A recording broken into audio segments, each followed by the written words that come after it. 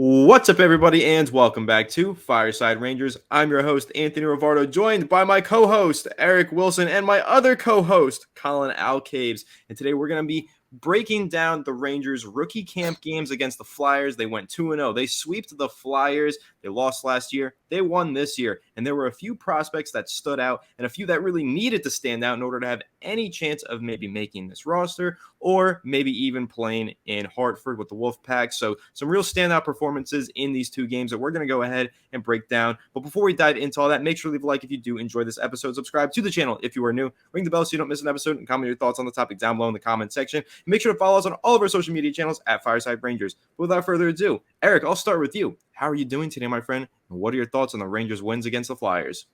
I'm doing pretty good. After a very long off season, it was great to be able to finally watch two New York Rangers games, even though they were just rookie games against the Flyers. It was still pretty entertaining.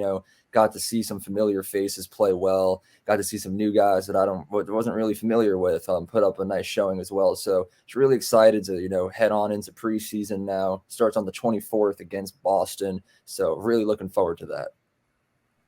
Me too, man. I'm ready to see our New York Rangers get back on the ice in full form. But Collin, how are you doing, and what are your thoughts on these two rookie games?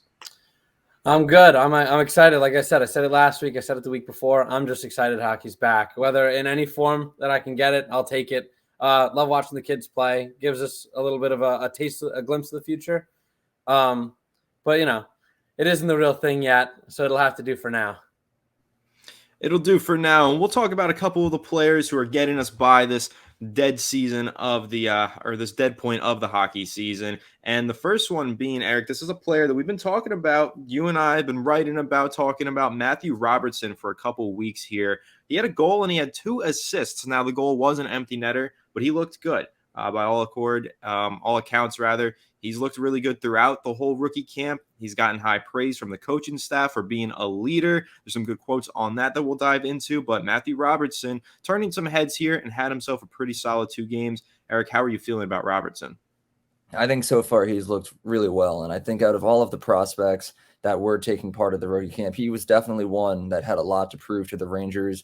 Going into the final year of his entry-level contract, he's been, somewhat unimpressive. His development has been slow. He hasn't really impressed too many people within the Rangers organization. And, last season with the Hartford Wolfpack, he was playing pretty well until he had a season-ending injury that kept him out of the playoffs there as well. So, he's looking for a bounce-back season. He wants to earn another contract extension to stay with the Rangers. And that's going to be pretty tough because, you look at all of the defensemen in the Rangers system, he's not even like their top guy. You have players like Zach Jones who are probably next in line to make the Rangers, but, he's not considered a rookie anymore. He's played a couple games with the Rangers, so he wasn't there at camp. But I would definitely say Robertson looked like the Rangers' best defenseman there. Yeah, I'd say so as well. And Collin, I'm going to read a quote off from Robertson and then let you react to it. He said, "For me, it's just trying to get better each day. Focus on what I can control, coming in, trying to be a good teammate, be positive, and try to help some of the younger guys." So really taking on that leadership role. How does that make you feel? Kind of hearing that Robertson, having that Wolfpack experience, fighting for this Rangers roster spot, but at the same time taking on that mentorship role for some of these other prospects who are just getting in there. I think it's great. I think he's saying all the right things, and especially coming off of a season that he had coming off an injury.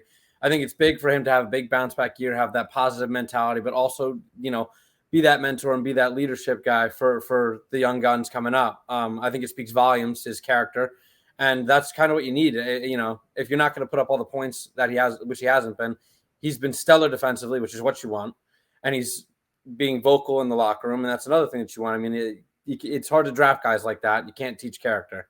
So, it's very promising for me to hear him speak like that.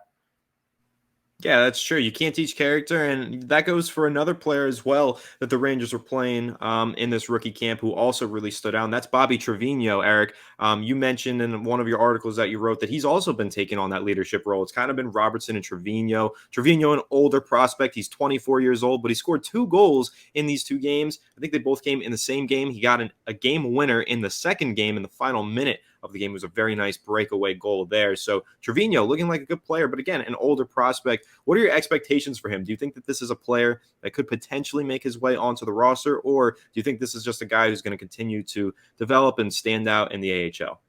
Yeah, like Trevino is one of those players that like I think he's still up and coming despite his age. He is 24, like you mentioned, but he did play 4 full years over at UMass in the NCAA. He's only had 2 seasons with the Wolfpack. So, despite being a more experienced player and older than a lot of the other guys he was playing alongside with just this past week, he's still pretty new to the organization. So, like, you look at guys who are definitely super high promise, like Brennan Othman, Gabriel Perreault, they're going to be stars one of these days. And Trevino, it's like, yes, he had 2 goals, but you look at his overall stats with the Wolfpack. I know he's only had a handful of points throughout 60 career games played with them in the AHL. So hopefully this is a good sign that, at 24 years of age, you're going to have to start producing points if you want to make some big strides in your career. So hopefully this is a good sign that that's really just beginning to start. I know both goals looked very well. The first one was an absolute snipe assisted from Ty Emberson. Second one, he had a nice takeaway against the Flyers, took it up on a breakaway and scored a pretty sweet looking goal. So he's looking pretty good. And I know I might be a little excited to tune into maybe some Wolfpack games this year just to see him play.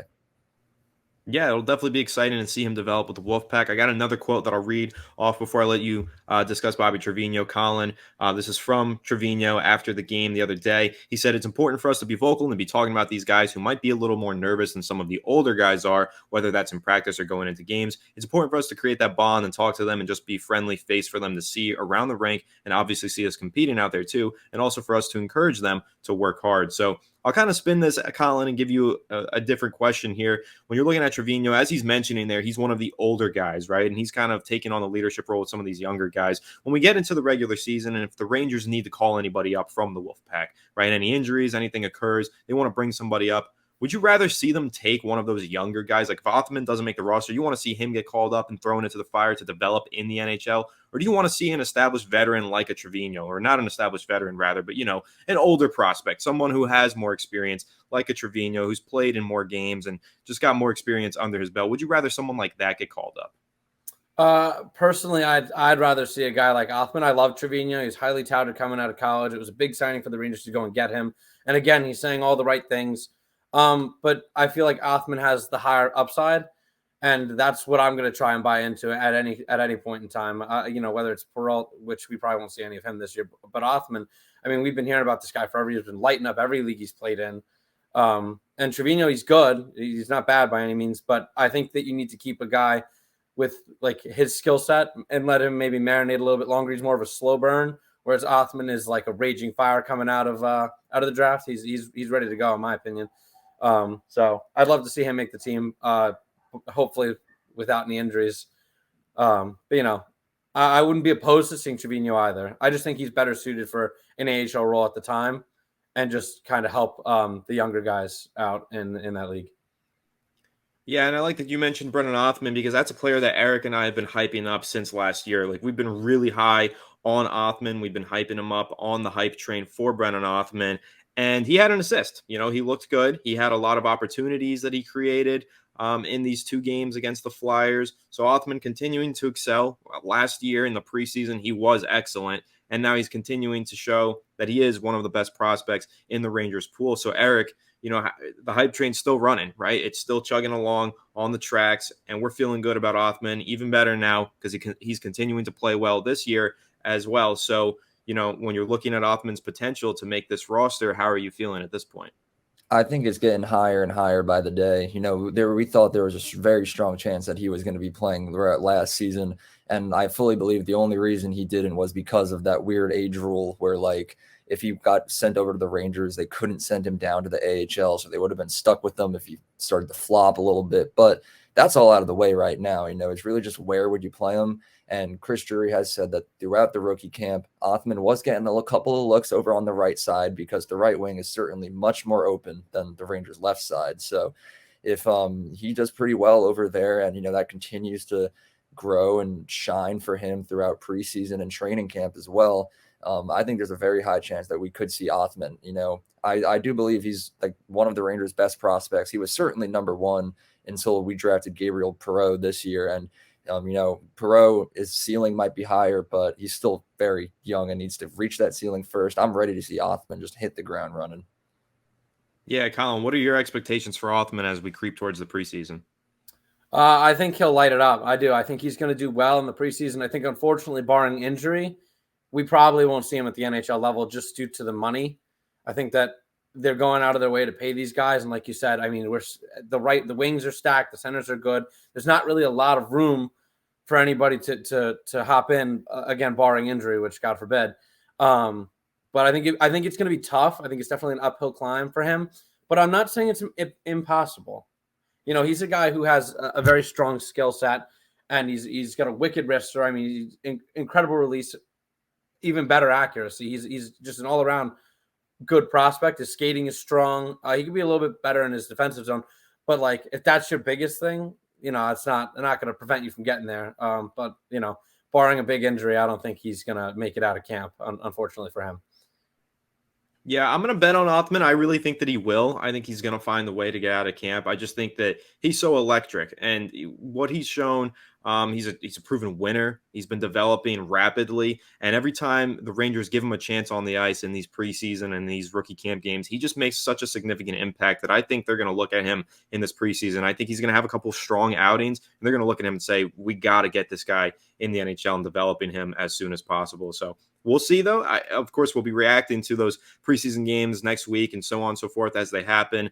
And we'll, of course, keep you all updated on Othman. But one last player that I want to discuss, Eric, there's been a portion of the Rangers prospect pool that's continuously developing studs, right? And that's the goaltending portion, right? We're always getting good goalies out of there. And Dylan Garand has been looking like a stud. He had some excellent saves. I was looking at some of the clips, watching them over again before we started this episode, and he had some just bizarre saves. Like those should have been goals, and he stole them. So he's looked really good. Do you think that this is a player, Eric, that can one day be, I mean, like the Rangers just keep churning through these 1-year veteran goalies, right? And I don't think they want to keep doing that. Ever since they traded Georgiev, that's what they've been doing. But I think that going forward, and I want to get your take on it, Dylan Garand could be the guy that steps in there and fulfills that long-term backup role behind Igor Shesterkin. Yeah, I think you're right. I don't know if it's going to happen right away. We have Jonathan Quick now heading into this upcoming season. And, I don't know how far along in his development Garand is going to be after this season, but I think at some point within the next few years, Garand is going to make a case for one of the best backup goalies in the league. And you kind of mentioned it already. The Rangers are just somehow like wizards at making elite NHL goaltenders. We made Henrik Lundqvist and then just immediately just threw Igor Shesterkin into the mix. It's been a long time since the Rangers haven't had a world-class goalie. And I think that trend is going to continue as long as our goalie training staff just, keeps developing these guys. And, it could be a problem later on where like Garand just becomes too good and he's looking to have a starting position, like kind of what happened with Cam Talbot and the Rangers back in the day. Like no one was going to replace Hank. No one's really going to replace Igor right now, but sometime in the future, it might only be for a few years. I think Shesterkin and Garand might be the best goalie tandem in the entire NHL. Those are pretty high expectations and a pretty high bar to reach for Garand. But Collin, how are you feeling about the potential of Garand here? I mean, the ceiling is like the sky's the limit for this guy. His ceiling is so incredibly high. And Eric said it best. I mean, the Rangers have continually churned out winning goalie after winning goalie, whether it's Antti Raanta, Cam Talbot, now Georgiev, guys who have exceeded the roles of backup and gone on to be starters around the league. I think, unfortunately, that is what will happen with Garand because Shesterkin's not going anywhere, hopefully, for a long time. But I could see Garand at the NHL level in the coming years, and I think he'll be more than a serviceable backup until he eventually plays himself out of New York, unfortunately. But that's just the way it is. Sometimes when you got world-class goalies all around, thanks to the helps of Benny Allaire in the NHL, one of the best goaltending coaches in the league, if not the best, and then the goaltending coaches down in Hartford. I mean, we're all around stacked, and it's been a blessing for a while. I mean, I can't remember the last time we've had a bad goalie, whether it be a starter or a backup. Like truly bad. Obviously, we've had some that have struggled a little bit, but nobody like absolute dumpster fire level. Yeah, thankfully, we haven't had the dumpster fire level goalies in a long time. But I'm high on Garand too. I do think I agree with your takes. I think that he's kind of going to hit that same pipeline that Georgiev was in, get in there as a really good backup, and then kind of grow out of that role, become a starter as all the other players that you mentioned. So it's really impressive that the Rangers just keep pushing out talented goalies. It's really, really impressive stuff. But hoping that they start to push out more talented forwards as well through this prospect pool. We touched on a few of them and one defender. Matthew Robertson played well. Bobby Trevino played well. Othman looking good as well. So a lot of standouts from this rookie camp. And of course, we're going to continue to update you on everything surrounding the Rangers and these preseason games coming up in under a week right here on Fireside Rangers. So make sure to leave a like if you did enjoy this episode. Subscribe to the channel if you are new. Ring the bell so you don't miss an episode. Comment your thoughts on the topic down below in the comment section. And make sure to go ahead and follow us on all of our social media channels at Fireside Rangers. Without further ado, we will catch you all on the next one. Have a good one. And let's go Rangers.